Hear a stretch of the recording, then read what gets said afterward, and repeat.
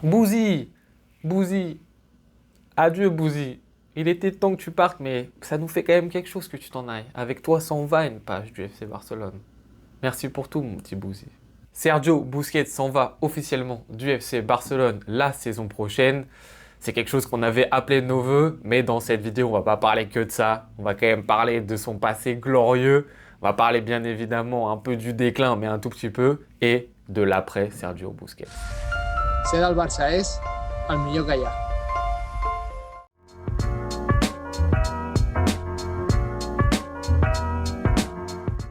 Petite interlude pour te dire de ne pas hésiter à liker la vidéo si elle te plaît et par la suite t'abonner, ça donne un petit coup de boost à la chaîne et ça fait toujours plaisir.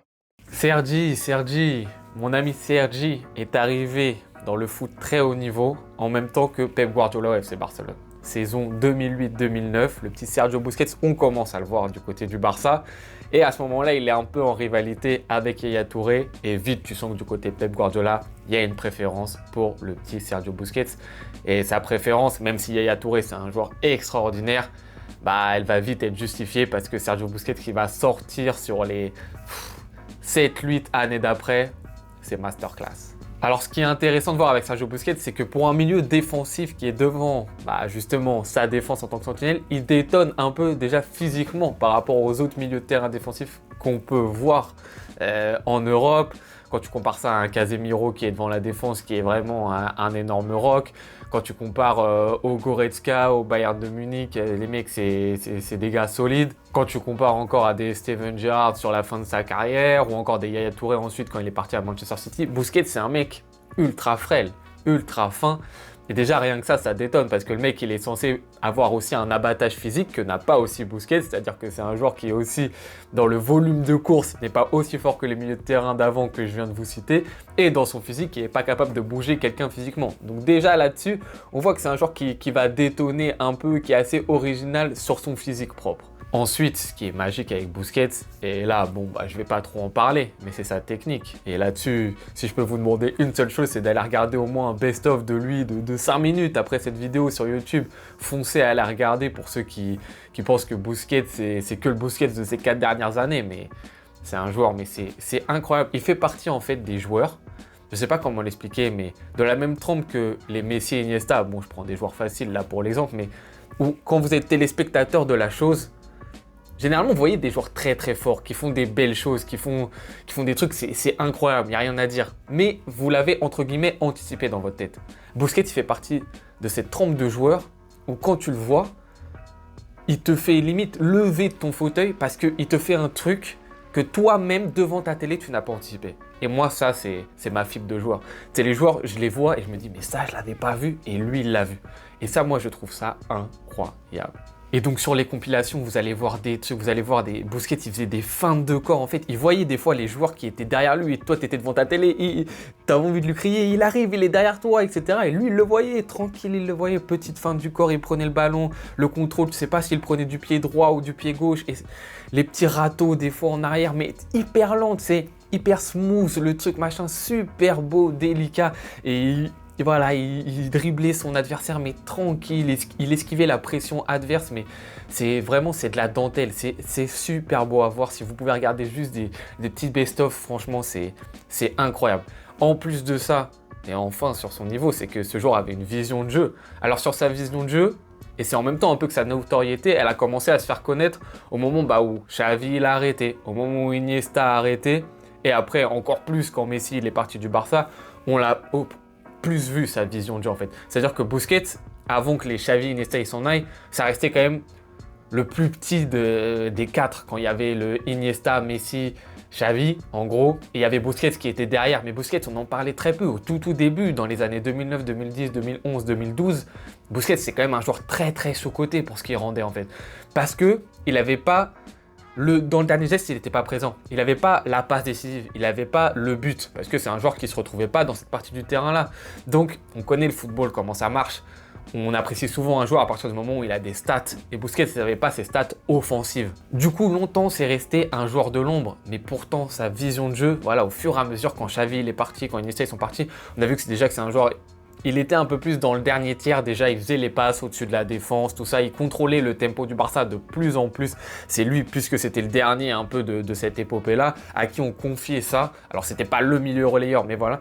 Mais voilà, il s'est plus prononcé. On a commencé, comme il était un peu plus dans le dernier tiers, à dire « Ah ouais, Busquets, c'est quand même un sacré joueur. » Alors que c'était déjà un super méga bon joueur avant. Mais juste comme il était plus en avant, on l'a plus vu. Et en plus, sa vision de jeu, elle est aussi, il faut en parler sur l'aspect défensif. Parce que le Barça, quand il arrive en 2009, 2010, etc., 2011, 2012, enfin sous Pep Guardiola, on est sur un Barça qui est pionnier dans l'aspect de presser très haut. Maintenant, aujourd'hui, presque toutes les grandes équipes le font. Mais c'est le Barça, la première équipe qui vraiment, avec son nouveau jeu, l'a instauré de la manière dont Pep l'a fait. Et pour faire ça, on l'a déjà dit, il faut que ton groupe il soit très très haut. Et c'est très très compliqué de défendre quand t'es pas un joueur qui court ultra vite et qui est ultra physique, parce qu'aujourd'hui on en a, donc c'est facile un peu plus de monter haut. Mais à l'époque, c'était plus compliqué quand tu avais un joueur comme Busquets et aussi Piqué, parce que j'en ai parlé quand Piqué s'en est allé, c'était la même problématique. C'est qu'il fallait qu'ils compensent, de par leur manquement physique, le fait que derrière, ça allait vite courir dans leur dos. Et ça, c'est que de l'intelligence de jeu et de la vision de jeu. Et Busquets, il l'avait, parce qu'il a correspondu parfaitement à ce qu'il fallait sur le terrain quand il y avait ce pressing du FC Barcelone, qui était un des meilleurs pressings de l'histoire. Et il faisait partie de ce pressing-là, alors que, intrinsèquement, dans son physique, il n'avait pas, entre guillemets, les qualités pour y répondre. Donc c'est que là-dedans, ça a joué. Et là-dessus, incroyable Bouzy, incroyable Bouzy. Maintenant qu'on a parlé un peu de sa gloire, il faut vite fait parler un peu de son déclin. On en a longtemps parlé un peu en vidéo ces dernières semaines, ces derniers mois du côté du Barça, mais ça traîne depuis un peu plus longtemps que ma chaîne existe. Tout ça, on peut dire que ça fait 3-4 ans que Busquets, il est littéralement en gros sur le déclin. Et ça correspond avec l'avènement du football moderne qu'on voit aujourd'hui, d'un football qui est vraiment beaucoup plus basé sur l'intensité plutôt que la technique pure des joueurs, entre guillemets. Les joueurs sont très très forts techniquement, mais l'intensité prime. Et Busquets, lui, il n'a pas su faire évoluer son jeu. Et voilà, il a morflé. Quand tu vois les défaites du Barça en Ligue des Champions contre des Liverpool, contre des Bayern de Munich, encore une fois, cette année, on s'est pris la sauce. Busquets, il est très souvent sur la photo de famille. Parce qu'il y est plus. Là, physiquement, il est complètement à la rue et il se fait manger par l'intensité des autres clubs européens. Tout ça parce que, eux, ils vont vite, ils font des 12-13 km par match, course à haute intensité, ça n'arrête pas. Et lui, c'est compliqué parce que même si le Barça veut continuer à mettre son pressing en place, ça devient compliqué pour Bouzy. Alors, il y a eu des petits passages où il y a la lumière qui est revenue, notamment avec l'Espagne, où il y avait un milieu qui était Rodri qui l'aidait. Donc voilà, c'est ça un peu qui lui a permis de revenir, où on s'est dit « Ah ouais, mais Busquets, quand même, avec l'Espagne, c'est solide, quoi !» Donc du côté du FC Barcelone, on était là en mode « Mais on comprend pas pourquoi les performances, nous, en Europe, c'est pas ça. » Et quand il est à l'Euro ou à la Coupe du Monde avec l'Espagne, le mec, il assure. Donc c'était très compliqué de jongler avec tout ça. Finalisons cette vidéo par l'après Bouzy. Et oui, parce que là, maintenant qu'on sait qu'il s'en va l'année prochaine, ça va être quelque chose d'important. Et on appelait de nos voeux le fait qu'il parte et surtout que Xavi puisse commencer à mettre une équipe en place sans Busquets, à travailler dessus en championnat. Et là, le fait qu'il officialise son départ, on va pouvoir le faire. Et c'est pour ça qu'on est assez content, c'est qu'on sait très bien que Xavi, de la même manière qu'Enrique en Espagne, il a un amour fou pour Busquets. Xavi, merci d'avoir fait en sorte que Piqué s'en aille, merci d'avoir fait en sorte d'avoir mis Alba sur le banc. Mais Busquets, il avait du mal, Xavi. Là-dessus, si on peut faire un reproche à Xavi, c'est qu'il n'arrivait pas à enlever son Busquets du 11 de départ. Et le problème, c'est que comme avec l'Espagne, tu as besoin d'un mec à côté de Busquets. Et donc, tu es obligé d'en sacrifier un. Et celui qui était sacrifié au Barça, c'était De Jong, malheureusement. Et on avait un Barça qui a été sous son meilleur jour cette année, quand le Barça avait 4 milieux sur le terrain. Alors, on jouait entre guillemets encore en 4-3-3, mais c'était même pas un 4-3. Mais on avait Gavi, Pedri, De Jong, Busquets. À Gavi en faux ailier. Mais c'est pas le Barça, le 4-3-3 avec 2 ailiers qui collent la ligne. On n'avait plus ça. Et on était obligé d'avoir ces 4 milieux de terrain pour que Busquets se sente à l'aise et donne le meilleur de lui-même. Mais malheureusement, au bout d'un moment, faut savoir dire au revoir. Et c'est bien que Busquets l'ait fait de lui-même parce que, encore une fois, Xavi l'aurait pas fait. Et là, ce qui est cool, c'est qu'on va pouvoir avancer et réfléchir à des solutions dès maintenant, en fait. Dès maintenant pour la saison prochaine. Donc, on aura tout l'été, on aura ces 4 derniers matchs en Liga.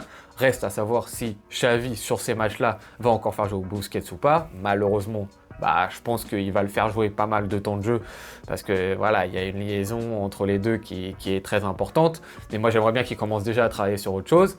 Reste à savoir si De Jong va officiellement prendre cette place entre guillemets de sentinelle et revenir à un milieu à 3 où tu auras juste De Jong, Gavi, Pedri. Le problème, c'est est-ce que De Jong, c'est pas plus un joueur qui est amené à jouer vers l'avant, à être un cran au-dessus. On voit que voilà, De Jong, il est très très intéressant là-dessus parce qu'il porte très bien le ballon. Après, De Jong, ça ne veut pas dire qu'il n'a pas le niveau, hein, parce que De Jong a joué défenseur central avec l'Ajax. Donc s'il a joué défenseur central, c'est qu'il peut jouer aussi sentinelle. Mais c'est un tout autre rôle. Le Barça a été habitué depuis 15 ans à avoir Busquets devant sa défense. Ça va changer drastiquement ce qui va se passer du côté du Barça, la manière de jouer. Voilà, là, Busquets, c'est la dernière pierre de ce Barça 2009 Guardiola. C'était le dernier élément. Et là, il dit au revoir au même moment où ce football un peu du Barça 2009, qui, comme je vous l'ai dit, était basé sur plus les joueurs techniques que l'intensité. Il y avait une énorme intensité du Barça. Et comme je l'ai dit, c'était l'une des équipes pionnières sur le fait de presser très très haut. Mais on mettait en avant la qualité technique des joueurs et surtout, on n'était pas sûr, il faut que ce soit des monstres, des mecs qui courent partout, des mecs qui soient hyper physiques, qui mettent de l'intensité tout le temps. On était sûr, c'est la technique qui prime. Les Iniesta, les Xavi, les Messi, les Busquets, c'était des joueurs petits, des joueurs un peu frêles, mais leur technique et leur intelligence de jeu suffisaient.